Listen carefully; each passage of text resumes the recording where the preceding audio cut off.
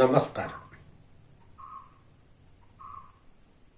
ഈ കഴിഞ്ഞ ദിവസം വെനസ്വേലയുടെ പ്രസിഡന്റ് മഡുറോയെ അമേരിക്ക പിടിച്ചുകൊണ്ടുപോയിരിക്കുകയാണ്. വെറുതെയല്ല പിടിച്ചുകൊണ്ടുപോയത്, അവരുടെ പട്ടാളം അദ്ദേഹത്തെ കീഴടക്കി വിലങ്ങ് വെച്ചുകൊണ്ടാണ് പോയത്. ഒരു പരമാധികാര രാഷ്ട്രമായ വെനസ്വേലയുടെ പ്രസിഡന്റിനെ അമേരിക്ക പിടിച്ചുകൊണ്ടുപോയത് നാർക്കോട്ടിക് ടെററിസം, അതുമല്ലെങ്കിൽ മയക്കുമരുന്ന് ഭീകരത എന്ന കുറ്റം ആരോപിച്ചുകൊണ്ടാണ്. ഇതിൽ അനേകം ലോകരാഷ്ട്രങ്ങൾ അപലപിച്ചെങ്കിലും അമേരിക്ക അതിൽ തന്റെ ഉദ്യമത്തിൽ നിന്നും പിന്മാറിയിട്ടില്ല. കുറെ വർഷങ്ങൾക്ക് മുമ്പ് അമേരിക്ക മതഭീകരവാദം ആരോപിച്ചുകൊണ്ട് അഫ്ഗാനിൽ കടന്നു കയറി അവിടെ ആക്രമണം നടത്തി. അഫ്ഗാനിലെ പ്രകൃതിവാദവും മരതകവും വജ്രവുമായിരുന്നു അമേരിക്കയുടെ കണ്ണിൽ. കുറെ നാള് കഴിഞ്ഞപ്പോൾ അമേരിക്ക അഫ്ഗാനിൽ നിന്നും പിൻവാങ്ങിപ്പോയി. വളരെ എണ്ണസമ്പുഷ്ടമായ ഒരു രാജ്യമായിരുന്നു ലിബിയ. വർഷങ്ങൾക്ക് മുമ്പ് നമുക്കറിയാം, നമ്മുടെ മലയാളികളിൽ പലരും വർഷങ്ങൾക്ക് മുമ്പ് ലിബിയയിൽ പോയി ധാരാളം പണം സമ്പാദിച്ചിട്ടുണ്ട്. ആ ലിബിയയിൽ ഗദ്ദാഫി എന്ന ഭരണാധികാരിയെ കൂട്ടക്കൊല ആരോപിച്ച് അവിടെ കടന്നു കയറി ആക്രമണം നടത്തി ആ എണ്ണസമ്പുഷ്ടമായ ആ രാജ്യത്തെ നശിപ്പിച്ചു കളഞ്ഞു. എണ്ണസമ്പുഷ്ടമായ മറ്റൊരു രാജ്യമായിരുന്നു ഇറാഖ്. സദ്ദാം ഹുസൈൻ ആയിരുന്നു ഇറാഖിന്റെ പ്രസിഡന്റ്. അദ്ദേഹത്തിന്റെ പക്കൽ അയൽ രാജ്യങ്ങളെയും തന്നെയുമല്ല തന്റെ സ്വന്തം രാജ്യത്തുള്ള എതിരാളികളെയും തകർക്കാനായി അദ്ദേഹത്തിന്റെ പക്കൽ രാസായുധം ഉണ്ടെന്ന് ആരോപിച്ചുകൊണ്ട് അദ്ദേഹം ആ രാജ്യത്തെ തച്ചുടച്ചു കളഞ്ഞു. ഇന്ന് ആ രാജ്യം ഭൂപടത്തിൽ ഉണ്ടെന്നേ ഉള്ളൂ, സർവ്വതും നശിച്ച് താറുമാറായി കിടക്കുകയാണ് ആ രാജ്യം. എണ്ണസമ്പുഷ്ടമായ മറ്റൊരു രാജ്യമാണ് ഇറാൻ. ഇറാൻ ഉപരോധം ഏർപ്പെടുത്തിയെങ്കിലും അവർ അമേരിക്കയെ ഗവനിച്ചില്ല. അവർ മുന്നേറുകയായിരുന്നു. ഇസ്രയേലുമായി ഉണ്ടായ ഹമാസിന്റെ യുദ്ധത്തിനുള്ള ഇറാനിലേക്കും മിസൈൽ തൊടുത്തുവിട്ടു. ഒടുവിൽ അമേരിക്ക അവിടെ കൊണ്ട് ബോംബിടുകയും അമേരിക്കയുടെ ഖത്തറിലുള്ള ബേസിൽ ഇറാൻ മിസൈൽ അയച്ചപ്പോൾ അവിടെ നിന്നും പിൻവാങ്ങി പോവുകയും ചെയ്തു. ഇപ്പോൾ വെനസ്വേലയ്ക്കെതിരെ നീങ്ങിയിരിക്കുകയാണ്. ഇനിയും നമുക്ക് ഇതിനെപ്പറ്റി അല്പം സംസാരിക്കാം. അമേരിക്ക കടന്നു കയറി ആക്രമിച്ചതും ഭീഷണിപ്പെടുത്തിയതുമെല്ലാം എണ്ണസമ്പുഷ്ടമായ രാജ്യങ്ങളിലായിരുന്നു. എണ്ണസമ്പുഷ്ടമായ ഒരു രാജ്യം അമേരിക്കയുടെ അടിമയായി, അമേരിക്കയുടെ ഏറാൻ മൂളിയായി നിലകൊള്ളുന്നുണ്ട്. ആ രാജ്യത്തിന്റെ പേരാണ് സൗദി അറേബ്യ. അവരുടെ എണ്ണ സമ്പത്ത് മുഴുവൻ അമേരിക്ക പറഞ്ഞ കരാറുകൾ അംഗീകരിച്ചുകൊണ്ട് അമേരിക്ക ഊറ്റിക്കൊണ്ടു പോവുകയാണ്. എന്തിനാണ് അമേരിക്ക ഇത്തരം എണ്ണസമ്പുഷ്ടമായ രാജ്യങ്ങളെ ആക്രമിക്കുന്നതും അവരുടെ വരുതിയിൽ നിർത്താൻ ശ്രമിക്കുന്നതെന്നും ഞാൻ വിശദീകരിക്കാതെ തന്നെ മാന്യ പ്രേക്ഷകർക്ക് അറിയാം. ഒരു രാജ്യത്ത് എന്ത് നടന്നാലും ആ രാജ്യത്തെ പ്രതിപക്ഷമുണ്ട്, അല്ലെങ്കിൽ ആ രാജ്യത്തെ ജനങ്ങളുണ്ട്. അവരാണ് ആ രാജ്യത്ത് നീതി നടപ്പാക്കുന്നത്. എല്ലാ രാജ്യങ്ങൾക്കും സുപ്രീം കോടതിയുണ്ട്, നിയമങ്ങളുണ്ട്.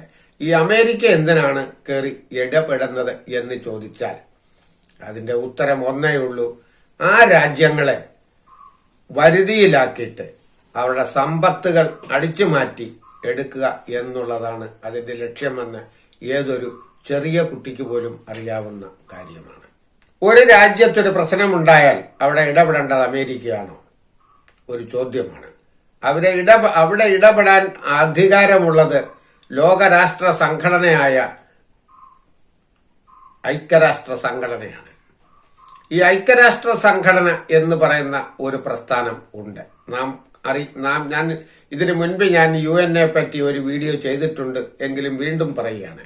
ഏതാനും സമ്പന്ന രാജ്യങ്ങളുടെ കയ്യിലിരിക്കുന്ന ഒരു പ്രസ്ഥാനമാണ് ഈ ഐക്യരാഷ്ട്ര സംഘടന. അവർ ഈ ലോകത്തിലെ നോക്കുകുത്തി സംഘടനയാണ്. വൻ രാജ്യങ്ങൾ പറയുന്നത് കേട്ട് ഏറാൻ മൂളിക്കൊണ്ട് നിൽക്കുന്ന ഒന്നിനും കൊള്ളാത്ത ഒരു സംഘടനയാണിത്. ആദ്യമേ ഞാൻ പറയട്ടെ എന്റെ അഭിപ്രായം കേട്ടാൽ ചിലർ പറയും പതാലിൽ തമ്പി പറഞ്ഞത് കേട്ടുകൊണ്ട് ഐക്യരാഷ്ട്ര സംഘടന പിരിച്ചുവിട്ടു എന്ന് എന്നേക്ക് ട്രോള് വരാൻ സാധ്യതയുണ്ട്. എങ്കിലും ഞാൻ പറയുകയാണ്, ഈ സംഘടന കൊണ്ട് പാവപ്പെട്ട രാജ്യങ്ങൾ അല്ലെങ്കിൽ ചെറിയ രാജ്യങ്ങൾ, നമ്മുടെ ഇന്ത്യ പോലുള്ള രാജ്യങ്ങൾ, ഇതുപോലുള്ള രാജ്യങ്ങൾക്കൊന്നും ഒരു പൈസയുടെ പ്രയോജനമില്ല. ഇവരുടെ ആദായം പറ്റുന്നത് ഈ സംഘടന ഉണ്ടാക്കിയിരിക്കുന്നത് ലോകത്തിലെ 5 രാജ്യങ്ങളുടെ ചപ്പടിയിൽ നിൽക്കാൻ വേണ്ടിയാണ്.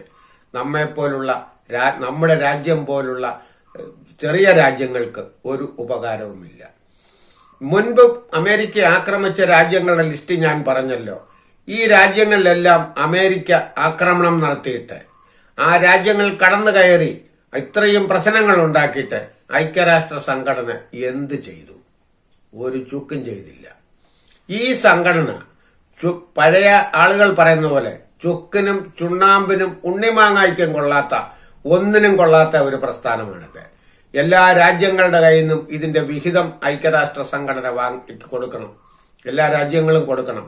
ഇത് മേടിച്ച് കുറെ ഉദ്യോഗസ്ഥന്മാർ അവിടെ ഇരുന്ന് തിന്നു സുഖിക്കുന്നു എന്നല്ലാതെ ഇവരെ കൊണ്ട് ഒന്നും ചെയ്യാൻ കഴിയേയില്ല. കഴിയണമെങ്കിൽ ഈ വലിയ രാജ്യങ്ങൾ കണ്ണു തുറക്കണം. അങ്ങനെ ഏതെങ്കിലും ഒരു രാജ്യം നീ ചെയ്യുന്നത് തെറ്റാണെന്ന് മറ്റൊരു രാജ്യത്തോട് പറഞ്ഞാൽ അപ്പോൾ തന്നെ ആ രാജ്യത്തെ അനുകൂലിക്കുന്ന വേറൊരു രാജ്യം അത് വീറ്റോ ചെയ്തു കളയും. അങ്ങനെ വീറ്റോ പവർ ചെയ്ത് ഈ ലോകത്തെ നാശമാക്കിക്കൊണ്ടിരിക്കാനാണ് ഐക്യരാഷ്ട്ര സംഘടന ഉണ്ടാക്കിയത്. എന്തുകൊണ്ട് അമേരിക്ക നമ്മുടെ ഇന്ത്യയിൽ കയറി ആക്രമിക്കുന്നില്ല? ഇവിടെയും അനേകം വർഗീയ കലാപങ്ങൾ ഉണ്ടാകുന്നുണ്ട്, പല പ്രശ്നങ്ങൾ ഉണ്ടാകുന്നുണ്ട്. എന്തുകൊണ്ടാണ് നമ്മളെ ആക്രമിക്കാത്തത്? എന്തുകൊണ്ടാണ് ചൈനയിൽ കയറി ആക്രമണം നടത്താതെ? കോവിഡിന്റെ വൈറസിനെ അവരുടെ പരീക്ഷണശാലയിൽ നിന്നും തുറന്നു വിട്ടതാണെന്നും പറഞ്ഞു കുറെ വർഷങ്ങൾക്ക് മുമ്പ് ഭയങ്കര പ്രശ്നം ഇവിടെ ഈ ലോകത്ത് നടന്നതാണല്ലോ. എന്തുകൊണ്ടാണ് അമേരിക്ക ഉപരോധം ഏർപ്പെടുത്തുകയല്ലാതെ ചൈനയെ കയറി ആക്രമിക്കാവുന്നത് എന്താണ്? എന്തുകൊണ്ടാണ് ഉക്രൈനും റഷ്യയും തമ്മിൽ യുദ്ധം തുടങ്ങിയിട്ട് 3 വർഷം കഴിഞ്ഞിട്ടും റഷ്യയെ കയറി അമേരിക്ക ആക്രമിക്കാത്തത് എന്താണ്? ആണുങ്ങളെ ആക്രമിച്ചാൽ വിവരമറിയും. ഇതാണ് അതിന്റെ ഉത്തരം. നമ്മളെയും ചൈനയെയും അല്ലെങ്കിൽ റഷ്യയെയും ഒന്നും കയറി അമേരിക്കയെ ആക്രമിക്കില്ല. അതിനുള്ള ആംബിയർ അവർക്കില്ല. എവിടെ തിരിച്ചടിക്കയില്ലെന്നറിയാം അവിടെ അമേരിക്ക കയറി അടിക്കും. അമേരിക്ക ഈ അടിച്ചതെല്ലാം ഈ പാവപ്പെട്ട മുസ്ലിം രാജ്യങ്ങളിലാണ്. ഈ നിർഭാഗ്യവശാലോ ഭാഗ്യവശാലോ ഈ ലോകത്തിന്റെ എണ്ണ സമ്പത്ത് ഈ മുസ്ലിം രാജ്യങ്ങളിലാണ്.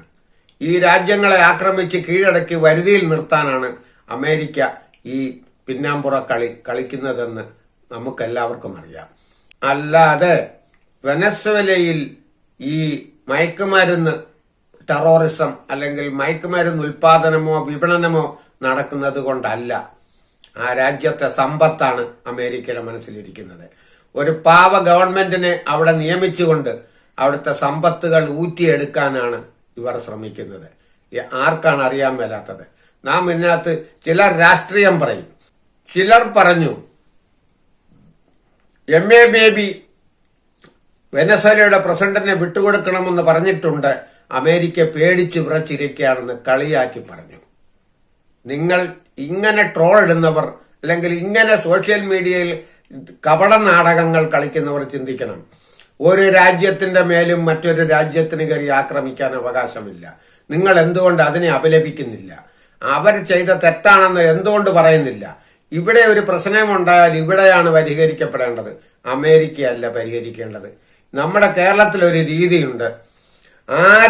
ആരെ എന്ത് ചെയ്തു, എവിടെയാണ് ന്യായമെന്ന് നോക്കാതെ ജാതിയും മതവും രാഷ്ട്രീയവും നോക്കി അതിനെ എതിർക്കും.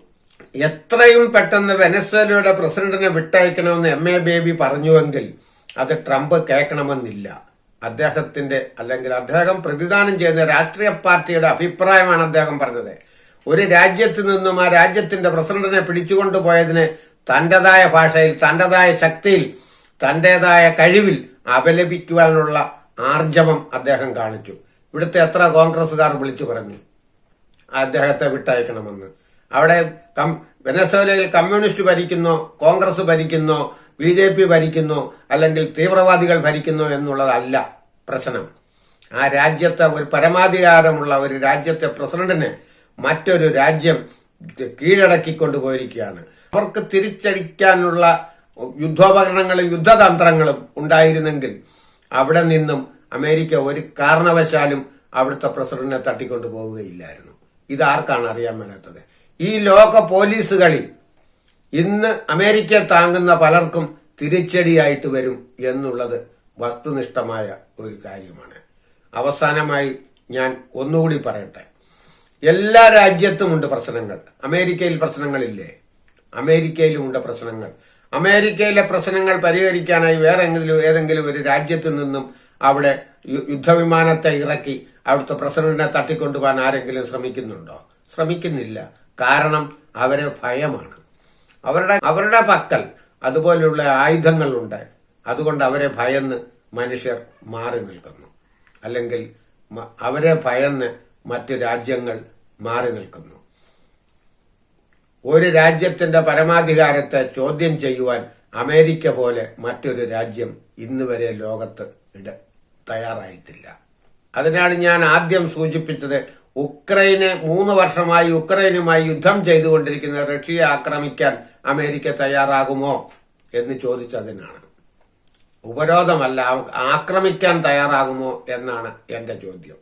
ചെറു രാജ്യങ്ങളെ അമേരിക്ക ആക്രമിക്കുമ്പോൾ ഈ വീറ്റോ പവർ എന്ന ഈ ചീഞ്ഞു നാറിയ അധികാരം ഉപയോഗിച്ചുകൊണ്ട് അതിനെ തടസ്സപ്പെടുത്തിയിട്ട് ഒന്നിനും കൊള്ളാത്ത ഇത്തരം ഒരു സംഘടനയെ നിലനിർത്തിക്കൊണ്ട് ലോകരാജ്യങ്ങൾ പോകുന്നത് വെറും അപഹാസ്യമാണെന്ന് പറഞ്ഞുകൊണ്ട് ഞാൻ ഈ വീഡിയോ അവസാനിപ്പിക്കുകയാണ്. നിങ്ങൾക്ക് എന്റെ അഭിപ്രായത്തോട് യോജിപ്പുണ്ടെങ്കിലും ഇല്ലെങ്കിലും നിങ്ങൾ ഇതിൽ കമന്റ് ചെയ്യുകയും ഇത് ഷെയർ ചെയ്യുകയും ഇത് ഇഷ്ടപ്പെടുന്നവർ ഇത് ലൈക്ക് ചെയ്യുകയും വേണമെന്ന് അഭ്യർത്ഥിച്ചുകൊണ്ട് ഈ വീഡിയോ ഞാൻ അവസാനിപ്പിക്കുന്നു. നമസ്കാരം.